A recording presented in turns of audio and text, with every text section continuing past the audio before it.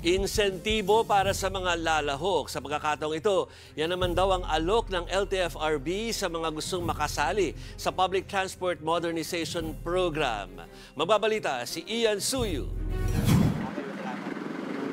Enero lang sumali sa Public Transport Modernization Program ang 15 taon ng jeepney driver sa Quezon City na si Freddy. Para sa kanya, magandang desisyon ang ginawa niya. Para po mabala yung biyahe po nila. Para tuloy-tuloy po yung trabaho. Wala naman po nga bala, sir, kasi hindi naman po kami hinaharang. Ngayong araw, binuksan muli ng Land Transportation Franchising and Regulatory Board o LTFRB ang aplikasyon para makasali sa modernization program.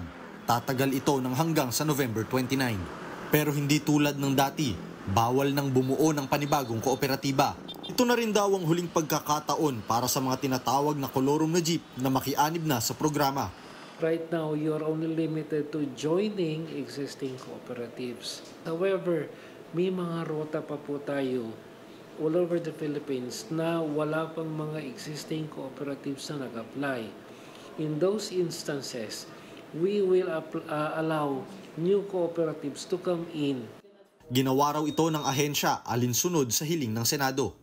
Matatanda ang hanggang katapusan ng 2023 ang orihinal na deadline ng consolidation at ilang beses na palawig ng gobyerno hanggang noong April 30. Ayon sa LTFRB, nasa 83% na ng kabuuang mga jeepney at public utility vehicles ng buong Pilipinas ang nakapagpa-consolidate na. Pero dahil sa reopening ng programang ito, posibleng madagdagan pa yan ng nasa 7 hanggang 10%. Makikinabang na rin ang mga sasaling tsuper sa iba't ibang insentibo ng gobyerno gaya ng fuel subsidy na aabot sa 10,000 piso at libreng sakay program na aabot sa 20,000 depende sa klase ng jeep. Pero para kay Manibela Chairman Marvel Buena, panakip butas lamang yan. Hindi rin daw totoong mahigit 80% na ang sumaling tsuper sa consolidation program.